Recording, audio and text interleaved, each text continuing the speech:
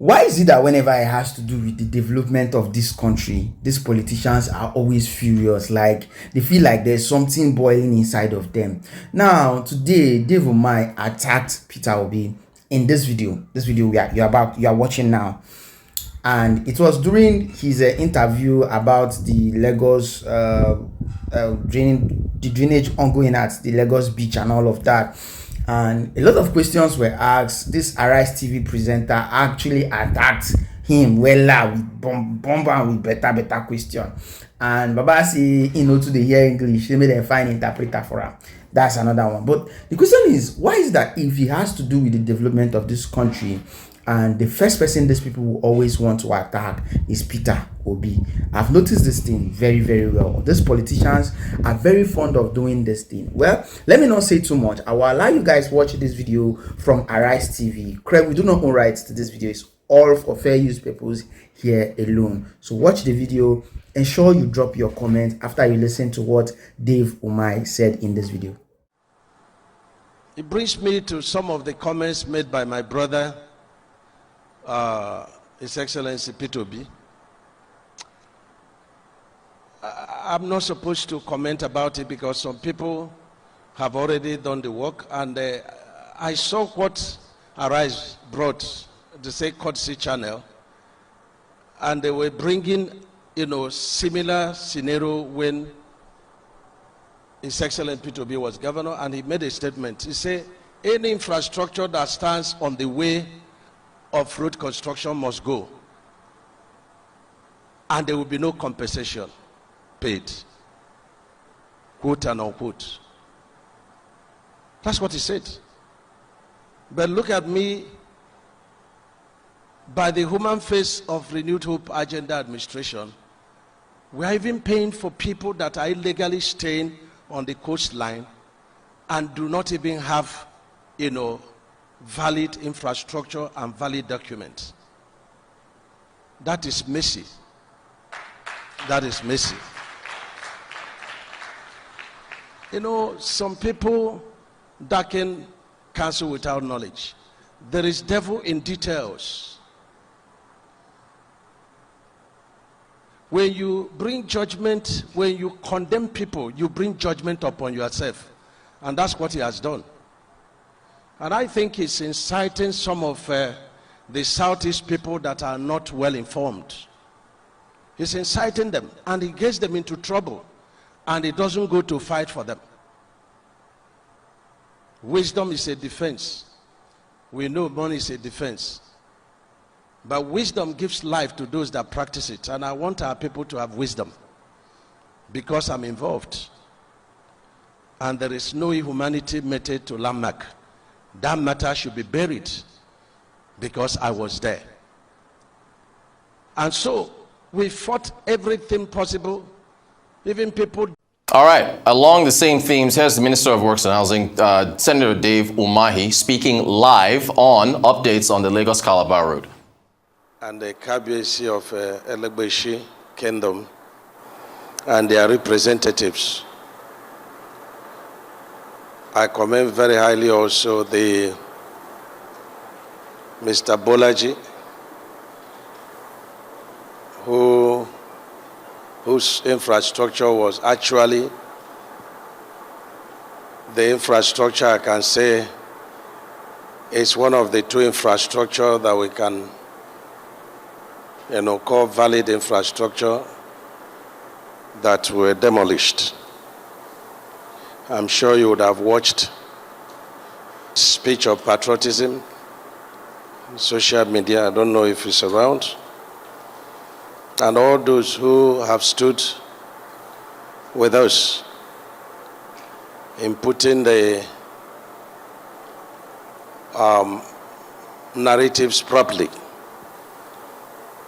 Recall I was here about 14 days back, and at the time I came, the notice for demolition in line with the laws of the land was elapsed in 2 days, and I extended it by 7 days. And we promised that as soon as we enumerate, we will start paying. A lot of people doubted that we will not pay. And we say this is President Bola Ahmed Tinubu's administration. Yes, he's a man that says something and he does it. And so that's why we are here. Let me commend very highly all the Ministry of Work staff that are on this coastal route, especially the Director of Design and Bridges, Engineer Bide, and the Controller of Lagos State, and Engineer Musa too. They have really done very well. And all the people working with Engineer Kesha, from our Lagos office, I want to commend you very, very highly, and to say that Ministry of Work is very much exceptional. We are not counting the hours we are putting in this work. And I continue to say that you can't continue to do things you've been doing in the past, 50 years. You do it over and over and over, and you expect a different result. And that's why we've initiated a lot of policies that are being implemented, especially by my PAM secretary, our directors and controllers. And we put several hours in addition to the working hours. And we are witnessing results, which means that anybody that says that's how we have been doing it is living in the past. We have to do it differently. And I believe strongly that that's what Mr. President is doing, taking hard decisions. And then we are seeing results. And so I want to thank you people very highly. And I thank my PAM secretary who is driving this reform. We bring the reform in line with the policies of Mr. President. And the PAM secretary has never failed to implement them, the directors and all the workers. I think in the next few days we'll be having training for all our controllers and the regional directors. And this will further deepen our commitment to make the desired change and rekindle the hope Mr. President promised us. On the occasion of celebration of Workers' Day, it's quite very unique to congratulate the #1 worker, Mr. President, for all the innovations he has brought to bear in our country. The job is very easy if you are not the one doing it. And I use the popular, adage that I quoted here the last time I was here, that if you want to make an omelette, you have to break an egg. You cannot be kissing and be vomiting at the same time. And that's what our administration is doing. Hard decisions like, a woman that is at the point of delivery, the pain is highest, but the joy of the birth, the appearance of the child outweighs the pains. And I commend him very highly, Mr. President. Those who are darkening counsel without knowledge are the people that never believed that it can turn around the economy that he inherited. Mr. President inherited very serious economy in shock. And one thing he said, look, we agree to do this work, we have to do the work. You don't see him complaining. You see him taking hard decisions. Mr. President, I congratulate you as our #1 worker, as a man that is putting selfless services and showing us the way. Yes. We promise to follow. And I congratulate Nigerian workers. The ideals that the founding workers fought for, we are totally not there. It's not a fight against government. It's not a fight against private sector. It's to fight everything that impedes the advancement of workers.